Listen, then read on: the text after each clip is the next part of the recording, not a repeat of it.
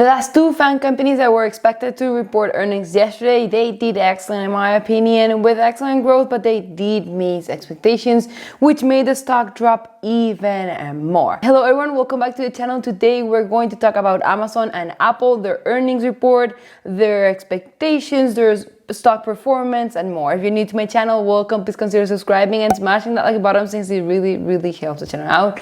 Now let's go to my computer and go and see how this two companies did. As we can see here, Amazon today is down 3.95% to $3,300. We know that the stock has been going up. It was up 8% since October 4th until yesterday, and now it dropped because of earnings, and we're going to see why. But still, the company is up 7% in the past year and 356% in the past 5 years. As we can see, the stock has been kind of trading at almost this same level since 2020, even with the huge growth that they have been having.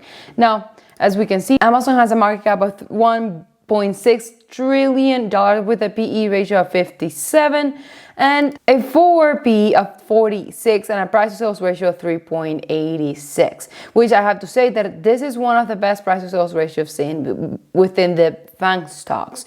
Now, I do understand that the trailing and the forward PE is high for Amazon, but Amazon tends to have this kind of high forward and trailing PE because people are investors are expecting a high growth from this company, even though they were not able to do so this last quarter. But we know that there were several issues in the supply chain and many more. As we can see here, Amazon badly misses on earnings and revenue, gives disappointing fourth quarter guidance, as they reported earnings of $6.12 per share versus $8.92 per share.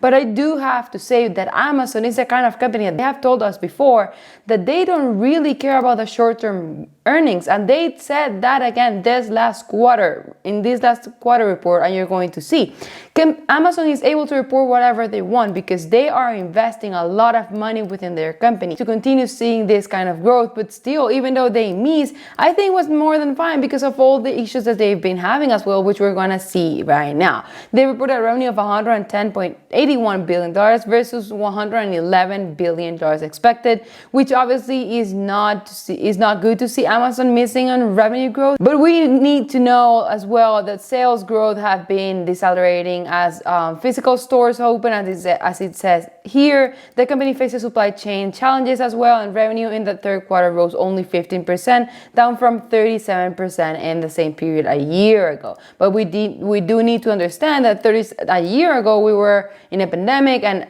Amazon was the go-to for many people. And I believe that the fourth quarter will be kind of the same. Now, if we check here, they did mention that they've always said that when confronted with the choice between optimizing for short-term profits versus what's best for customers over the long term, we will choose the latter. And you can see that during every phase of this pandemic, which is what I just told you guys. They prefer to invest in the long term and not care that much about the earnings in the short term. That's why they missed the earnings this last quarter, because they're focusing in the long term, as well as they nearly doubled the size of their fulfillment network since the pandemic began. In the fourth quarter, they expect to incur several $1 billion of additional costs in our consumer business as we manage through labor supply shortage, increased wage costs, global supply chain issues, and increased freight and shipping costs. It will be expensive for us in the short term, but it's the right prioritization for our customers and partners. They're already saying here that in the coming quarters,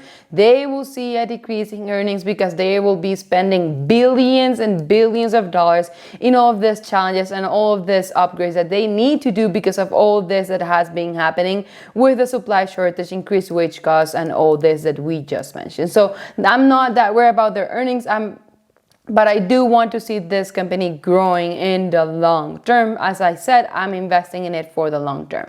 We can see here that for the net sales, 60% of their sales come from North America, 28% come from international, and AWS, which is their Amazon Web Service, is 12%. But it has been having a nice growth year over year. Now, if we check here, we can see that their net product sales grew 4%, but the net services grew 29%, which is why they were able to have a total net sales growth of 15%, because mainly of the growth that they're being having in their service sales, meaning that people are not buying that much online at the moment, which is why I expect then for the other e-commerce companies to also see a kind of the slowdown in growth for this quarter, because people are not buying that much in online as they used to last year during the pandemic.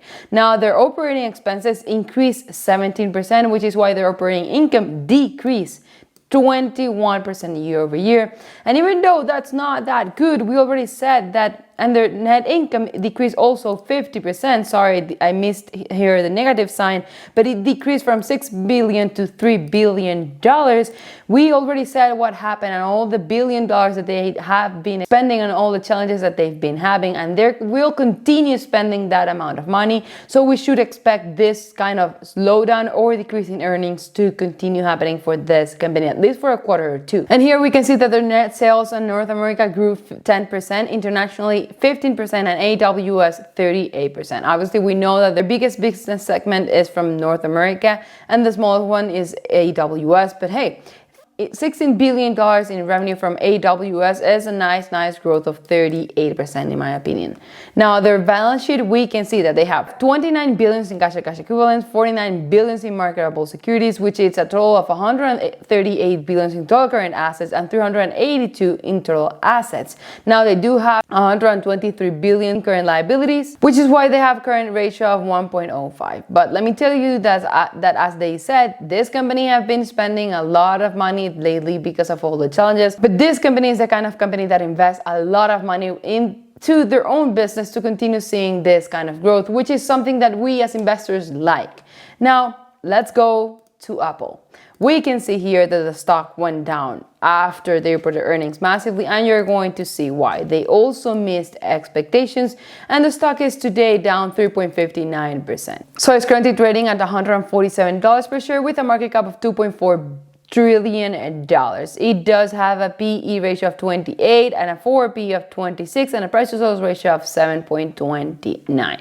Now, Apple sales missed expectations. Tim Cook says supply issues cost company $6 billion, but still they were able to be in line with the EPS estimates of $1.24 per share. They reported a revenue of $83.36 billion, which was a 29% growth. So yes, they missed expectations because analysts were expecting $84.85 billion, but they still were able to grow 29% year over year. Their iPhone revenue grew 47%. As we know, the iPhone 13 was a huge sale for them, but we also understand the iPhone 13 just came out like a month ago or less. So we have to wait until the fourth quarter to really see the good numbers from iPhone 13. And then services revenue increased 25%, other products revenue 11.5%, Mac revenue 1.6% only, and iPad revenue for 21.4%, and gross margin was 42.2% versus 42%. Now I do have to say the highest growth here was from iPhone, then from services, and then from the iPad. I know that the Mac revenue only grew 1.6%, but I believe this will change and we'll see a higher growth in the next quarter because of the new MacBooks Pro that came out last month with the M1 Pro chip and M1 Max chip, and I believe that a lot of people that we will see a growth in here. Now on net sales, we can see that the products grew 29%, services 25%, so they saw total net sales of 28, which if we round it up, it was 29% as they said in CNBC. The gross margin was 42.2%, so their net sales are growing 28%, yes, but the gross margin grew 42% and their net income 62%, meaning that this company, even though it has not seen that much growth, which in my opinion 28% is a huge growth but not as expected, they have been able to manage the company very well to continue seeing a growth in their net income. Now we can see here that their highest growth was Greater China. 83% of growth for the Greater China is a huge deal for Amazon, and that's why We don't see any of these companies complaining about China because that is a huge and very competitive market. So seeing them grow this much in that market is very good sign for the company. Now on their balance sheet, I know that here says that they have a current ratio of 1.07, but I want you to see this. They have current cash and cash equivalents of 34 billion and marketable securities of $27 billion.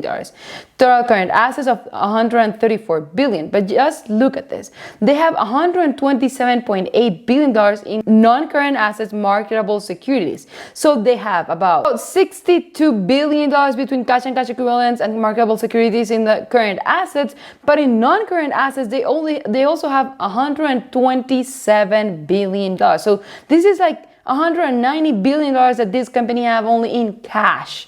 They have total assets of $351 billion and total liabilities of $287 billion. But now, here we can see that they have a long-term debt of $109 billion and short-term debt of $9.6 billion. But take a look at this. We're going to talk about this later, but first, let's take a look at their cash flow. We can see that they have cash generated by operating activities of $104 billion, all the way up from $80 billion. $104 billion. Cash used in investing activities, not that much, $14 billion. It's a lot of money. $14 billion is a lot of money and a huge growth from last year. But in comparison to what they're generating, $14 billion is not that much. But still, see here how they spent $85 billion in repurchase of common stocks. $85 billion, all the way up from $72 billion.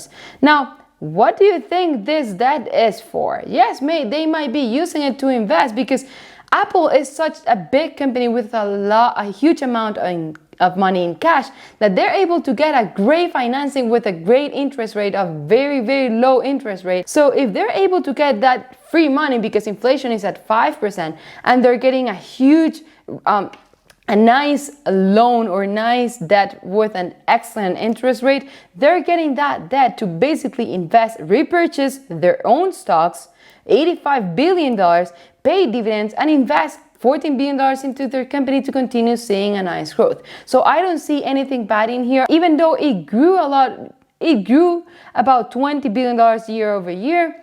They're using it right because the interest rate that they're getting for this debt is almost free money. So I think that this is very good for the company. Now, you guys know that I invest heavily on these two stocks. I invest in these two stocks in both my Robinhood portfolio and my M1 Finance portfolio. But on my Robinhood portfolio right now on Amazon, I'm up 93.80% with a nice average cost of $1,700. It represents 18.30% of my portfolio. Now, I did add it last time that the stock dropped below I think it was $3,200. And I'm waiting for it to drop below $3,300 again to continue buying. Now for Apple, we can see that I'm currently up 17.52% in my portfolio, with an average cost of $125, and it represents 8.08% of my portfolio. I do have to say that even though this is a smaller position, I've been adding more to this position lately than to Amazon. As we can see, the stock dropped to $139 per share, and that was an excellent buying point for me. And we can see that here they dropped in March, then in May, and then in October. So every time this stock is dropping, I'm buying more and more of Apple, as I believe a lot in the long term in both Apple and Amazon, as well as Facebook, for example. So I don't mind that they miss earnings or expectations for this quarter because I believe in the long term, and I believe that they're investing a lot of money into their business to continue seeing a nice growth. Now I'm gonna leave you here a video on my Google analysis and my Microsoft analysis if you want to go and watch both of those analyses after this video. Thank you and see you next time.